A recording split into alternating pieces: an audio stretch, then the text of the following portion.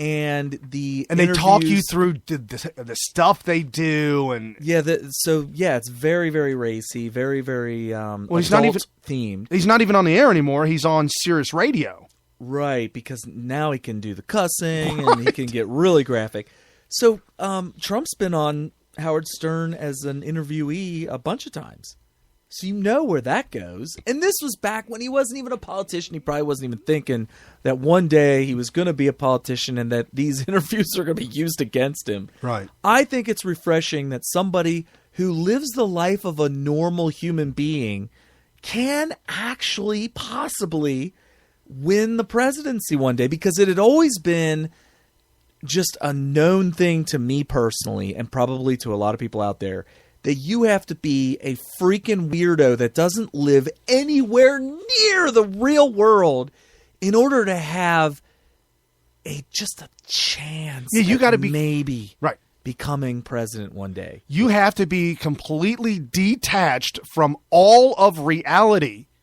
You have to be an absolute sideshow freak to win the presidency. Yeah, because you can't engage in anything that real world people do, because it will be used against you. And look at the Clintons. They've been in the light for so long that everything she says is under a microscope. And there's tons of YouTube videos out there that start off with her saying, I'm for marriage for one man and one woman. Yes, folks. Yes, she did say that. And then that was what was popular at the time, right? And then she flips it, and then they show another clip of her saying, "I am for LGBT rights and QMNOP." And you know, the Never Trump people would point out that Trump has in the past said he's very pro-choice, and now he's saying he's pro-life. And their argument, which I think is completely incorrect, that he's just saying he's pro-life because he thinks that that's the better thing for him to say, when we all know he's pro-choice because that's what he said in the past. Well, let me let you in on a little secret, because I used to be pro-choice and now I'm pro-life. So I'm going to let you in on a little secret that maybe you didn't know. You can absolutely go from believing the falsehood. Because you were taught that in school, in elementary, as a young child. It was, I've been bullied into thinking that you don't get in the way of a woman's right to murder a child. Right. You do not get in that way because it's a woman and you're a man. You need to get in your place. Right. As a teenager, 18 through like maybe 27, I was a firm believer. Oh yeah, women. Yeah, that's her body. What am I to say about it? I know. I actually used that exact argument when somebody asked me why I was pro-choice. I said, I'm a man. And I don't think it's my place to be making any kind of policy decisions on that. And then you know what that person said to me? Oh, no. You do not agree to letting somebody, bully you into thinking that they have the right to kill a human being. Yeah. An innocent human being. Yeah, so you learn and you grow and you learn. What I'm saying, though, about Hillary is that the changing in stance of all these different policies is in the light for the last 25, 30 years. And she has been a politician for 30 years. So she is under a microscope. And I think it's more serious for her than it is for Trump, because she plays the game of the politician. She was in the White House as the first lady. I mean, so you really have to look at her character. And I'm just talking about some small things, but when you really get into it, like this whole thing with her husband when he was president, he signed the bill to put black people in prison. It's just a fact. He did do that. And so now she's on the hot seat for it. No, we're fine. Completely forgot. No, she's on the hot seat for it now. And because she was a part of that policy, and she was asked about it recently, she said, yeah, I know it's unfortunate. It didn't work out the way we wanted it to. But when I'm president, I'll change it. Like, another again? So what do you think? Or what do we got here? You're listening to Smith Radio, smithradio.com. You listen to us live every Sunday evening. Here are your hosts, Brian Smith and Carrie Smith. You want to be part of this show, 772-49 SMYTH. So I'm just saying. My question to you is this. Okay. What's the difference between Trump having the revelation that, I was wrong all this time, I'm going to switch my policy to the opposite? It could be anything, but in this particular case, we're talking about pro-choice, pro-life. And how's that different from Clinton, who was, as a politician, had one stance on the LGBT marriage rights or whatever, and what she has on it today, which is clearly different. I mean, what's the difference? Well, the difference is that she has alienated people of all different cultures and genders. And so now she wants to be president. And so now she's saying, no, I didn't mean, I know when I was a politician back then, I know I said that, I meant that, but I don't mean that now. So you're saying that her as a politician back then, she felt like she was on the side of the majority back then. And now today, if she were to keep that position, she would be on the side of the minority, at least in her party. Right. Well, and that she needs to evolve her position to stay with the political correctness. Right. Well, and then which is opposite of Trump, who is making a difference because he realized he was wrong at one point. Right. And she's not saying, hey, I was wrong on that. She's just saying, no, I never. No, that's it. She says, oh, no, I've always felt that LGBT. My gosh. I mean, she does this. I mean, that's just a lie. Right. And then that's why they come out with these videos that juxtapose every single lie she tells.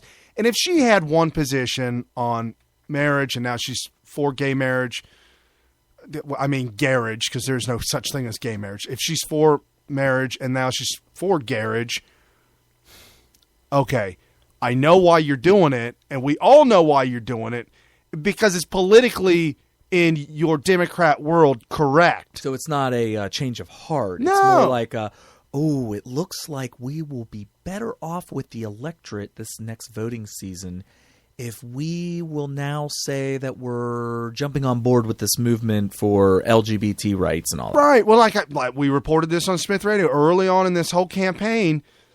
News reporters approached Trump, and this made me so nervous. And they said, "How much money are you spending on You're spending on polling number? Well, how much money you spend?" And he laughed at him. He said, "Why do I spend money on polls? You guys do it for me for free." That's pretty funny. And then there was an article that came out about it and said he is such a novice, and this is going to sink him. Oh, he doesn't know the game. Then they went out and laid out the numbers. And apparently, Jeb Bush was spending tens of millions of dollars on polling. Yeah. Cruz was spending, I think, 15 to 20 million on polling. Sanders, same way, 30, 40 million. Clinton, Hillary, $96 million on polling early on in this game. And why does she do the polling? Because she'll poll those people in that area to find out what she should say. And we all know that's what politicians do, and they're dirty and they're rotten. And she'll say something different depending on which state. The West Virginia thing. Yes. Oh, wow. That may end up sinking her presidency. Yes. Or not presidency, but her opportunity. Yeah. She said, "Oh no, I am going to cut West Virginia out. It will be just wiped clean, and nobody will be allowed to live there because there will be no more coal. No coal for nobody. No how. I'm shutting it complete. Obama's already started to shut it, and I am going to completely shut coal down." And now 50% of Democrats in West Virginia say they will not vote for Hillary Clinton no matter what. Did you see Trump's campaign when he went there? No, what happened? He put on a hard hat. Oh, right. And the crowd just went nuts. He you know what? I like that he's not like, "Oh, my hair. Don't mess with my hair." My hair. Well, something else too that I think that a lot of people relate to Trump is he's that that red meat eating, beer drinking kind of guy sometimes. Yeah, you remember a couple years ago when he got busted for eating a New York slice of pizza with a fork and a knife? No. You don't remember Did that? he really do that? Yeah. Oh. He was in some pizzeria in New York just cut. Well, hold on. In his defense, they do make a pie, and they call it a pie. It was just a thin crust. He could. You liar! Don't lie to fold it in half and eat it like a fireman. Liar. No, it's okay. If it was thin crust, that's true. However, New York pizza is thin. You're then thinking I'm of thinking Chicago. Yeah, Okay, Chicago, you need to eat it with a spoon, a ladle. You got to eat it with a ladle. not the one with the holes in it. Well, it depends on what kind. It depends on the ingredients. Oh, yes, with the ladle. True that. So this week Trump was on Fox and Friends, and he was asked about the movie Clinton Cash and what you thought, and he said that the movie Clinton Cash proves Hillary is crooked as hell. Okay.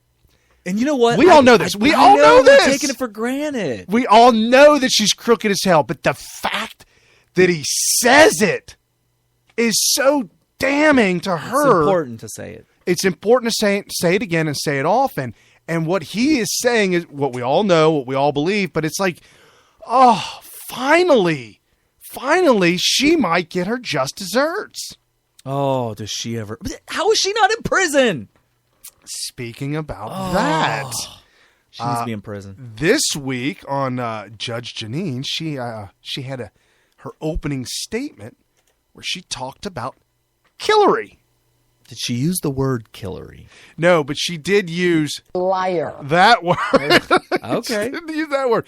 But this is all Hillary all day with Judge Jeanine. And it goes for 2 minutes, so please be patient, but it's very critical, and I did cut it off. It's a long opening statement.